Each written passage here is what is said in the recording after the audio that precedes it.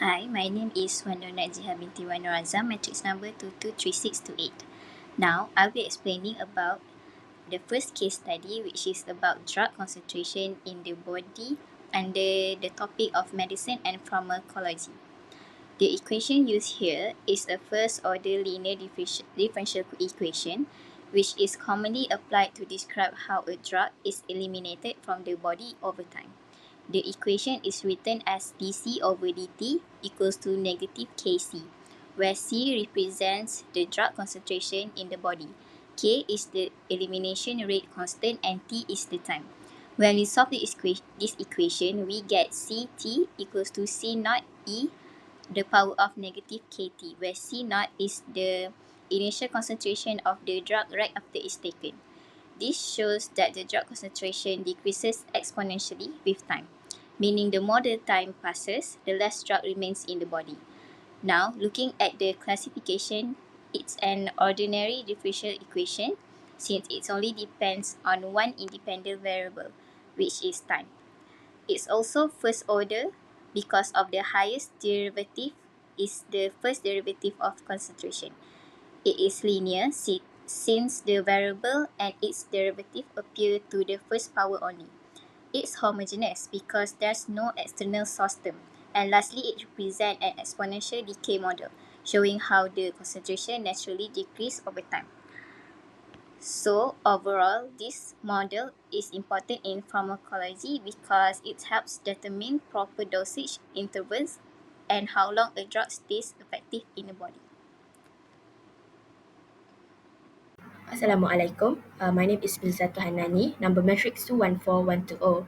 So now I'll be presenting my case study on heat transfer, specifically heat conduction in cylinders. This is a common topic in chemical engineering, especially when dealing with heat flow through pipes, tubes, or rector walls. So here, as we can see, have two main equations. On the left one is the simplified form, which applies to steady state, one-dimensional heat conduction with no heat generation. And on the right one is the general form, which represents the complete heat conduction equation in cylindrical coordinates. And this is the one I will analyze and classify. This equation shows how temperature T changes with radius r, angle phi, length z, and time t in a cylindrical body. Now moving on to classify this equation. So as you can see, I have scribbled blue and red on this equation to show the classification. So the first one is the partial different equation PDE. So it is PDE because it has multiple independent variables. The dependence on multiple independent variables, which is r, phi, z, and t. So the presence of partial derivatives confirms that this is a partial differential equation. So the red scribbles on this equation shows the multiple independent variables that I highlighted. Okay, so the second one is the second order differential equation. So the highest derivatives of the temperature are second derivatives. As we can see here, I highlight it with the blue scribble. So the third one is linear differential equation. So the variable t and its derivatives appear only to the first power and they do not multiply each other, so the equation is linear. So the last one is a non-homogeneous equation. So the term Qgen is representing internal heat generation. So it makes the equation non-homogeneous since this equation is not equal to zero. To sum up from this heat conduction in cylinder equation, this heat conduction equation in cylindrical coordinates is a second order linear non-homogeneous partial differential equation. This is a fundamental for analyzing temperature distribution in chemical engineering systems such as pipes, heat exchangers, and reactors. So that's all from me. Thank you. Initially, I will discuss the population graph case study. In nature, populations can grow forever. They are limited by resource. This is where the logistic equations comes in. This equation, dP over dt equals to Rp times 1 minus P over K, is a first order nonlinear ODE. The key is K, the carrying capacity or the maximum population the environment can hold. As the population P get closer to K, the growth rate slows to zero. The solution is this famous S curve. Growth starts slow, speeds up, and then levels off at K. This model isn't just for animals, it also can be used in epidemiology for disease spreads and in business for technology adoption.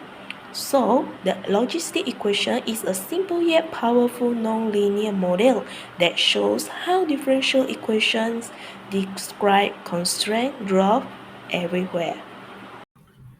I would like to explain the non-homogeneous real case. It's about damped mass spring system.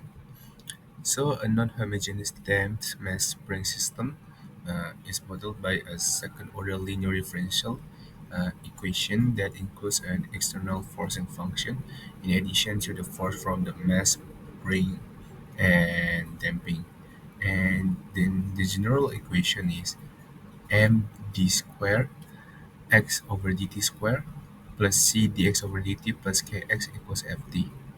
That m or mass is represent the inertia of the object, and then damping c dx over dt represent a force that opposes motion proportional to velocity, and then the coefficient or c represents the damping force, and then spring force or minus kx uh, it represents the restoring force of the spring proportional to displacement x and acting in the opposite direction.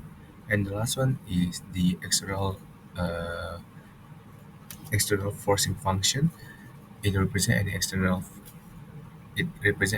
force applied to the system that is not a result of the spring or damping. Assalamualaikum. My name is Muhammad Ifah Hafiz with metric number 224513.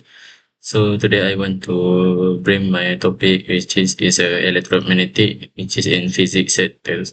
So the electromagnetic wave equation is a second order linear differential equation that come from Maxwell equation.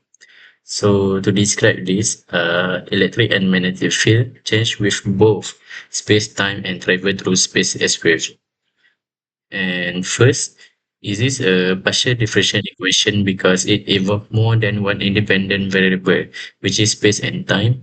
And for the second classification, which is a second order, since the highest derivative of the field is the second derivative in space and also in time. For the third one, is it linear? Because the electric and magnetic field appears only to the first power and are not multiplied together. And fourth, is this homogeneous, as there are no external source, no charge current present in free space. And for the final one, it represents a wave equation model showing how electromagnetic wave propagate through space at the speed of light, which is c equal to 1 over 1 over root square permeability and permittivity. So yeah, that's all.